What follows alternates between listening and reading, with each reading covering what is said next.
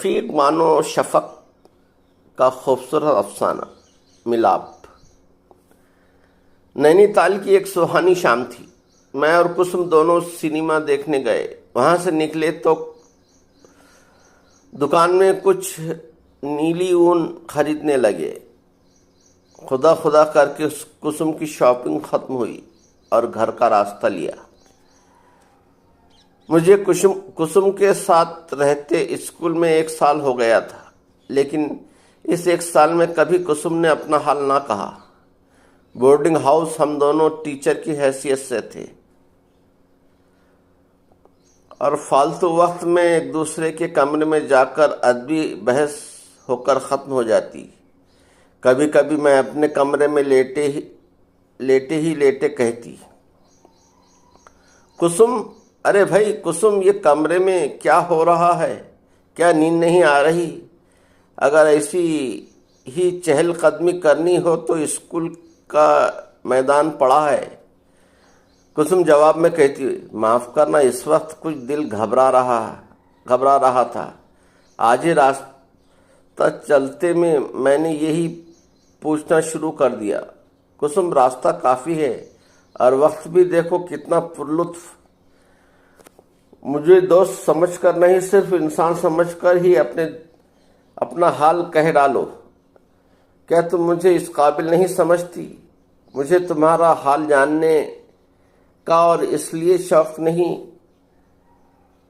کہ مذاق بناؤں، صرف اس لیے پوچھنا چاہتی ہوں کہ میں جذبات پرست ہوں اور تمہارے جذبات کا احترام کرتی ہوں اور تمہارے جذبات کا احترام کرنا چاہتی ہوں۔ کسم نے ایک ٹھنڈی سانس بھری اور کہا، آج تک میں نے یہ راز ہی رکھا اور کسی سے نہ کہا۔ میرا خیال ہے کہ اگر زندگی میں کوئی راز نہ ہو تو پھر زندگی کی کوئی قیمت ہی نہیں۔ میں تو ہر وقت ہنستی ہی رہتی ہوں۔ نہیں کسم، تمہاری ہنسی سے مجھے مسرت نہیں ہوتی۔ ہاں، یہ لالچ ہے، میری ہنسی مسرت بخش نہیں۔ اف، رام جانے ان ہنسی میں کتنے آنسو چھپے ہوئے ہیں۔ دنیا سمجھتی ہے میں بہت خوش ہوں۔ انہیں کیا معلوم کہ جو کسم روتوں کو ہنسا دیتی ہے اس کی زندگی میں کتنی ٹریجڈی ہے۔ کسم، آج تو کہہ ڈالو کہ تمہارے آنسو میں کون سا راز پوشیدہ ہے۔ میں اپنا دل دکھانے کے لیے تیار ہوں۔ ہنستے ہوئے، اچھا، مجھے خوشی ہے کہ دنیا میں میری کہانی سن کر کوئی دل دکھانے والا بھی ہے۔ یہی میرے جذبات کی قیمت ہے۔ لو تو سنو، میں ایک مالدار زمیندار کی لڑکی ہوں۔ میرے پڑوس میں میرے بڑے بھیا کے دوست مسٹر لطیف رہتے تھے۔ لطیف نام کیا تھا، واقعی لطیف تھے۔ بھیا نے تعارف تو کرا ہی دیا تھا، اس لیے اکثر اور باتیں کرتے میرے دل میں ذات پات کا خیال کبھی ہوا ہی نہ تھا۔ اس لیے میں ہمیشہ ایسی موضوع پر بحث کرتی جس میں ہندو مسلم اتحاد پر روشنی پڑتی ہو۔ یہی حال بھیا کا تھا۔ وہ اپنے سارے مسلمان دوستوں پر جان چھڑکتے تھے۔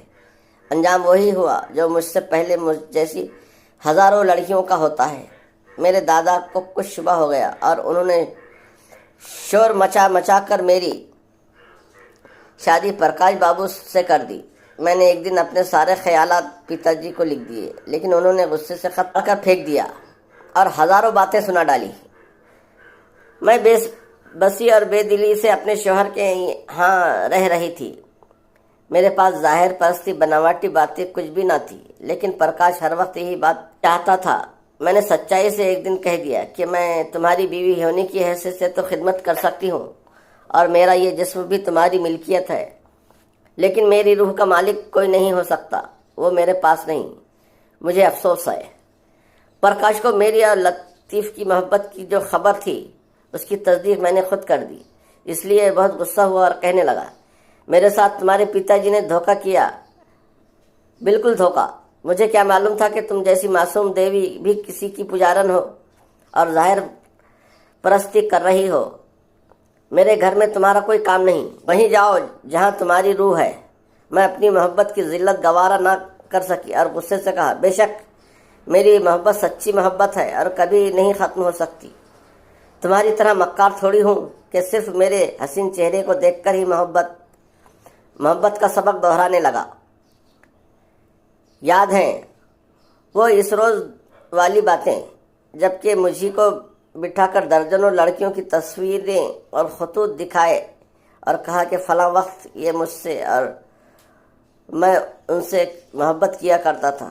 خوب، تمہارا کیریکٹر اتنا بلند ہے کہ ہزاروں کی زندگی تباہ کرنے کے بعد اور پھر میرے سامنے سب کچھ کہہ دینے کے بعد بھی اچھوت ہی رہا، اور میرا کیریکٹر اتنا ذلیل کہ صرف ایک انسان کے خیال میں یا محبت میں بھی گندا ہو گیا۔ تم گناہ کے بعد بھی دیوتا رہے اور میں بے گناہ بھی گنہگار ہو گئی۔ کیا یہی انصاف ہے تمہارا؟ سماجی قانون یہی ہے؟ اگر یہی ہے تو میں تمہیں اور تمہارے قانون کو ذلت سے ٹھکراتی ہوں۔ خوب، میری محبت بھی گناہ ہے اور تمہارا گناہ بھی محبت ہے۔ وہارے سماجی انسان تیرا تخیل۔ اس واقعے کے بعد میں نے ہمیشہ کے لیے گھر چھوڑ دیا اور اسکول لے لیا۔ میں نے بہت تلاش کیا لیکن لطیف نہ ملے جن کے الفاظوں میں بک چکی تھی۔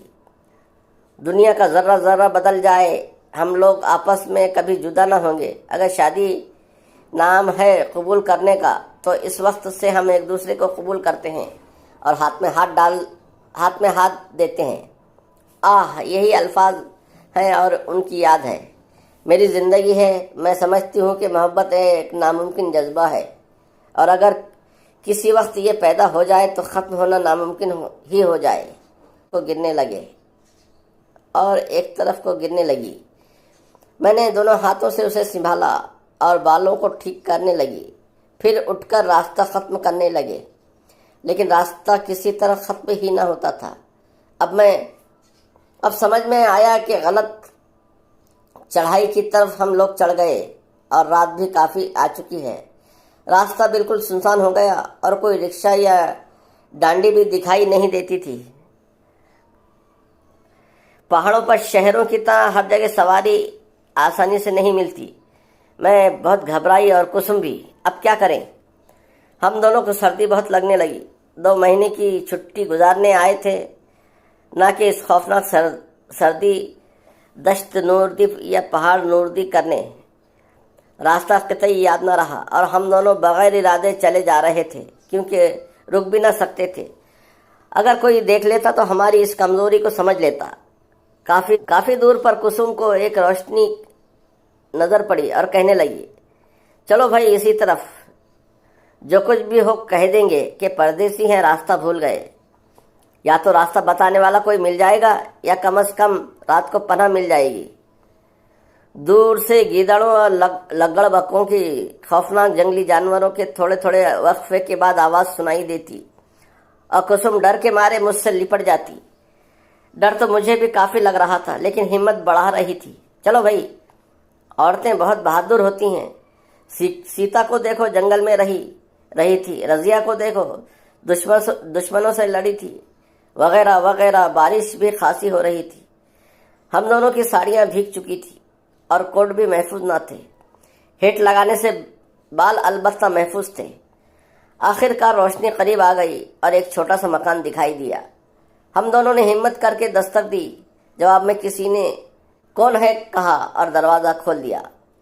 سامنے ایک لمبے بالوں والا سادھو نظر آیا۔ ہم دونوں نے جوڑ کر نمستے کیے اور پیر چھوئے۔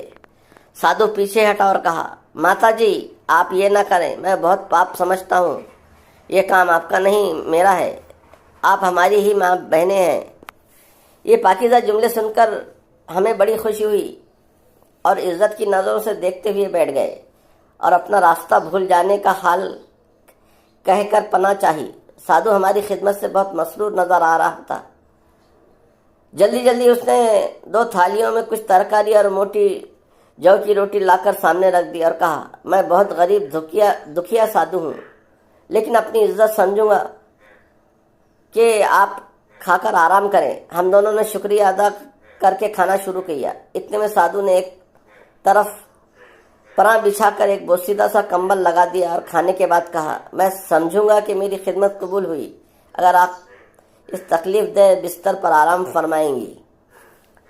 ہم دونوں نے احسان مند نظروں سے غریب سادھو کی اس مہمان نوازی کا شکریہ ادا کیا اور دونوں اس میں لیٹ گئے اور پوچھا، بابا اور آپ کیا اوڑھیں گے؟ میں کچھ نہیں، اکثر کوئی بھولا بھٹکا مسافر آ جاتا ہے تو یہ بستر دے دیتا ہوں اور خود آگ جلا کر رات گزار لیتا ہوں۔ آپ فکر نہ کریں، اگر میرا جیون بھی کسی کے کام آ جائے تو مجھے آنند ہی ملے گا۔ جوگی کی زندگی یہی ہونی چاہیے۔ ہم دونوں کو اس کا یہ خیال فرشتوں سے بھی بالا معلوم ہوا اور کچھ سوچنے لگے، خاص کر میں۔ مجھ جیسی جذبات پرست کے لیے جوگی کا یہ لفظ ایک افسانہ تھا۔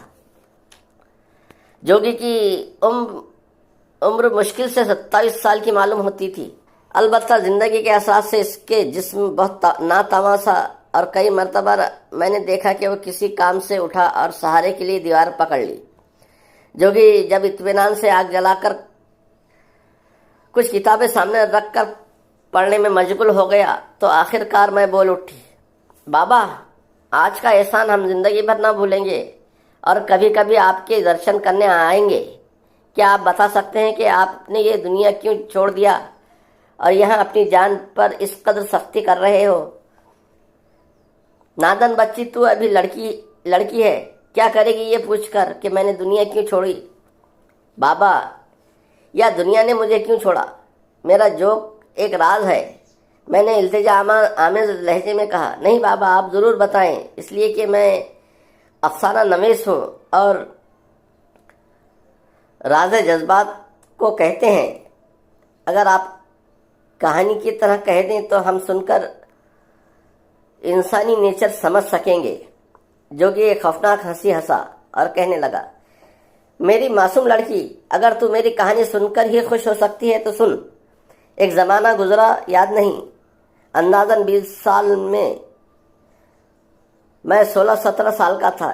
میرا ایک دوست تھا، میں اس سے بہت محبت کرتا تھا۔ قاعدہ ہے کہ انسان جس سے محبت کرے اس کی ہر چیز سے محبت کرتا ہے۔ ایک مثل ہے، لیلا کا کتا بھی پیارا، مجھے بھی اس کی ہر چیز پیاری تھی۔ اس کے بھائی کو اپنا بھائی سمجھتا، اس کے باپ کو اپنا بزرگ، اس کی ایک بہن بھی تھی۔ اس نے ایک دن مجھ سے کہا کہ میں اتنی سچی محبت کرتا ہوں اور رسمی سماجی چھوت چھات سے الگ ہوں کہ بس چلے تو تمہاری شادی اپنی بہن سے کر دوں تاکہ ہم لوگ ہمیشہ کے لیے ایک ہو جائیں۔ کئی برس ہنسی خوشی گزر گئے۔ میرا دوست اور اس کی بہن مجھ پر پروانہ دار عاشق تھے۔ نیچر مصلحت پر غالب آیا اور سب کچھ سمجھتے ہوئے، سماجی زنجیروں کی کش کو جانتے ہوئے بھی ہم ایک دوسرے سے محبت کرنے لگے، لیکن ہماری محبت بالکل معصوم تھی۔ بعض وقت تو بچپن کے انداز غصے میں بدل جاتے اور میری اس کی معمولی کھیلوں میں کتابوں پر قلم پر لڑائی بھی ہو جاتی، لیکن صرف چند منٹ کے لیے۔ وہ آنکھوں میں آنسو بھر کر کچھ اس طرح دیکھتی کہ میں بے اختیار ہو کر معاف کر دیتا۔ آہ اللہ شباب تیرا وہ زمانہ۔ خیر، میری زندگی کا پہلا اور آخری دن وہ تھا جبکہ چاند کی دلکش روشنی میں ہم اور وہ دونوں چھت پر رام لیلا دیکھ رہے تھے۔ موقع غنیمت تھا، گھر میں کوئی تھا نہیں، اس لیے وہ میری طرف دیکھتے ہوئے بولی، مجھے تم سے کچھ کہنا، رام جانے میں پھر کہہ سکوں یا نہ کہہ سکوں، ذرا سن لو۔ میں گھبرا کر بیٹھ گیا اور یہ سن کر دونوں ہاتھوں سے سر پکڑ کر کہا، عنقریب ہی اس کی شادی ہونے والی ہے اور کافی دور گاؤں ہے۔ میں نے دیکھا کہ حسین فرشتے کے معصوم دیوی کے آنسو میرے ہاتھ پر گر رہے ہیں۔ مجھ میں طاقت برداشت نہ رہی اور میں نے دونوں ہاتھوں سے اسے سنبھالا اور آنسو میں بھیگے پریشان بالوں کو ٹھیک کرنے لگا۔ اس نے عالم مایوسی میں دونوں ہاتھ میرے شانوں پر رکھ دیا اور کہا، کیا تم مجھے بچا سکتے ہو سماج کے انوکھے قانون سے، دنیا کے غلط انتخاب سے، قانونی زندگی کی مشکلات سے؟ بولو، مجھے جواب دو۔ کیا خاموشی سے اپنا کہہ کر تم مجھے ٹھکرا دو گے؟ اپنی دیوی کو دل کے مندر سے الگ کر دو گے؟ पुजारी होकर अपने ही सामने अपने दिल की माया लुटा दोगे? नहीं नहीं, कभी नहीं, ऐसा कभी नहीं हो सकता, न होगा। तुम्हें मुझसे कोई नहीं छीन सकता। देवी के बगैर पुजारी का जीवन बेकार है। मैं तुम्हारा था और तुम्हारा हूँ और तुम्हारा ही रहूँगा। ये कहते हुए मैं झुक गया। झुकते झुकते बिल्कुल करीब हो गया और पहली और आखिरी मोहब्बत की मोहर होठों पर लगा दी और चंद आंसू उसके गर्दन पर गिरे। हमारा ये अहद मोहब्बत एक पत्थर की छत पर आसमान की चांद की रोशनी में हुआ था। हमारी मोहब्बत और जज्बात की गवाही सिर्फ चंद आहों और आंसुओं ने दी थी और हम एक दूसरे से इस तरह वादा करके उठे थे कि गोया अपनी जिंदगी का कानून हम लोगों ने पास कर दिया। हमारी मोहब्बत और जज्बात की गवाही सिर्फ चंद आहों और आंसुओं ने दी और हम एक दूसरे से इस तरह वादा करके उठे, गोया अपनी जिंदगी का कानून हम लोगों ने पास कर दिया। लेकिन समाज तेरे जानलेवा कानून। चंद ही रोज बाद वही हुआ जो समाज की मर्जी थी और हम लोग अपनी अपनी जगह पर दिल पर हाथ रखकर अलग हो गए। मैं ये समझकर कि ऐसा न हो कि वो शादी के बाद भी मेरे देखने और मिलने की ख्वाहिश करे और अपनी ज़िंदगी ख़राब करे। दूर चला गया और हमेशा के लिए उसके गम में जोगी बन गया। यह है मुझ जोगी का जोग लेने का राज। मेरा वक्त लिखने पढ़ने और मुसाफिरों की खिदमत में ख़त्म हो गया। कभी कभी जब दिल में हवक उठती है तो उसकी तस्वीर पर चंद फूल चढ़ाकर जियारत कर लेता हूँ। यही मेरी मोहब्बत है, यही मेरी ज़िंदगी है, यही ज़िंदगी का राज है। ये कहती हुई जोगी की आंखों से आंसू गिरने लगे। मुस्तरिब होकर कुसुम ने पूछा, उस लड़की का नाम क्या था और आपके दोस्त का क्या नाम था? उसका नाम मोहन था और मेरी दुनिया, मेरी देवी का नाम कुसुम था। ये सुनते ही कुसुम चीख के मारे बेहोश हो गई और जोगी ने आगे बढ़कर दोनों हाथों में ले लिया। अरे तुम हो मेरी कुसुम, मेरी जिंदगी का मकसद पूरा हो गया। मैंने तुम्हें जिंदा देख लिया। जोगी की उम्मीदों की सुबह हुई, लेकिन तारीकियों के साए में पुजारी को देवी मिली। लेकिन कब? जबकि जिंदगी की शाम हो चुकी थी। मोहब्बत का चांद तुलू हुआ, लेकिन कब? जबकि हसरतों की घटाओं में उसकी रोशनी का अक्स भी मद्दम पड़ गया। दुनिया खत्म होकर दुनिया मिली, जिंदगी खत्म होकर तो जिंदगी का मकसद मिला। रात के आखिरी हिस्से में शमा की धुंधली रोशनी में पहाड़ की चोटी पर कई में जोगी के शानों पर किसी के परेशान बाल बिखरे हुए थे। वीडियो पसंद आए तो लाइक, शेयर और सब्सक्राइब करें। सुनने का बेहद शुक्रिया। मिलते हैं अगली वीडियो में, तब तक के लिए इजाज़त दीजिए। खुदा हाफिज।